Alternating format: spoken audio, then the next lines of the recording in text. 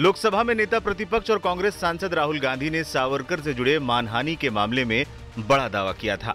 राहुल गांधी ने बुधवार को पुणे की एक विशेष एमपी एमएलए कोर्ट में एक आवेदन दायर करते हुए दावा किया था कि मामले में शिकायतकर्ता सात्यकी सावरकर नाथूराम गोडसे का वंशज है। इतना ही नहीं, राहुल गांधी ने ये भी आरोप लगाए थे कि शिकायत करने वाले शख्स ने जानबूझकर अपने वंश की जानकारी छिपाई है। राहुल गांधी के आवेदन के मुताबिक सात्यकी सावरकर महात्मा गांधी के हत्यारे नाथूराम गोडसे के छोटे भाई गोपाल विनायक गोडसे का पोता है। राहुल गांधी ने कोर्ट से शिकायतकर्ता को वंश की जानकारी सार्वजनिक करने का आदेश देने की भी अपील की थी, लेकिन पुणे की अदालत ने शनिवार को कांग्रेस नेता राहुल गांधी की याचिका खारिज कर दी। राहुल ने सावरकर के पोते सात्यकी सावरकर की मां की वंशावली से जुड़ी जानकारी मांगी थी।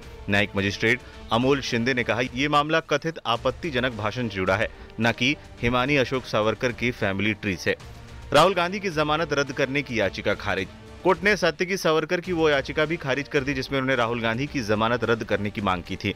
सावरकर ने आरोप लगाया था कि मामला 10 जनवरी 2025 से सुनवाई के लिए तय है, लेकिन राहुल गांधी जानबूझकर अपनी दलील दर्ज नहीं करवा रहे हैं और देरी कर रहे हैं। अदालत ने पाया है कि राहुल गांधी को व्यक्तिगत पेशी से स्थायी छूट दी गई है और उनके द्वारा मामले को टालने के कोई ठोस सबूत नहीं है, इसलिए सावरकर की जमानत रद्द करने की मांग भी खारिज कर दी गई।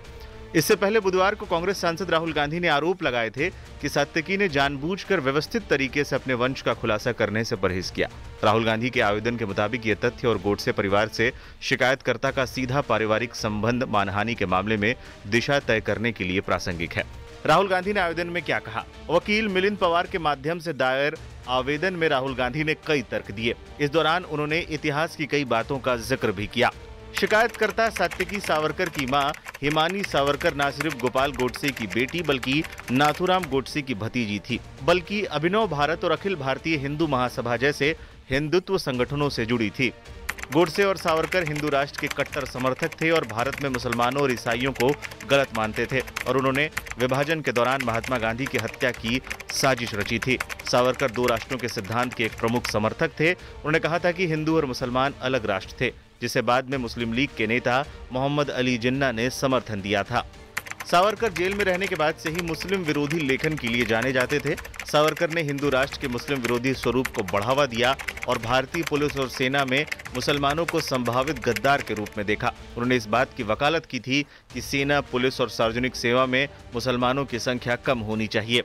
1963 में लिखी पुस्तक 6 ग्लोरियस एपोक्स ऑफ इंडियन हिस्ट्री में सावरकर ने कहा है कि मुसलमान और ईसाई हिंदू धर्म को खत्म करना चाहते हैं। उन्होंने बलात्कार को राजनीतिक हथियार के रूप में इस्तेमाल करने की वकालत की थी। उन्होंने ये भी लिखा था कि युवा और सुंदर मुस्लिम लड़कियों को पकड़कर उनका धर्म परिवर्तन कराया जाना चाहिए और उन्हें मराठा योद्धाओं को इनाम के तौर पर दिया जाना चाहिए, ठीक उसी तरह जैसे मुस्लिम शासक टीपू सुल्तान ने हिंदू महिलाओं को अपने योद्धाओं में बांटा था। वीर सावरकर पर क्या बोले थे राहुल गांधी? बता दें कि शिकायतकर्ता सात्यकी ने राहुल गांधी पर लंदन में मार्च 2023 में दिए गए एक भाषण के दौरान स्वतंत्रता सेनानी विनायक दामोदर के खिलाफ अपमानजनक टिप्पणी करने का आरोप लगाया था। सात्यकी के मुताबिक राहुल गांधी ने कथित तौर पर सावरकर से जुड़े एक घटना में उनके लिखे लेख का हवाला देते हुए कहा था कि सावरकर ने एक मुस्लिम व्यक्ति पर हमले को सुखद बताया था। सात्यकी ने राहुल गांधी के खिलाफ मुकदमा दर्ज कराते हुए दावा किया था कि सावरकर के लेखन में इस तरह की किसी भी घटना का जिक्र नहीं था।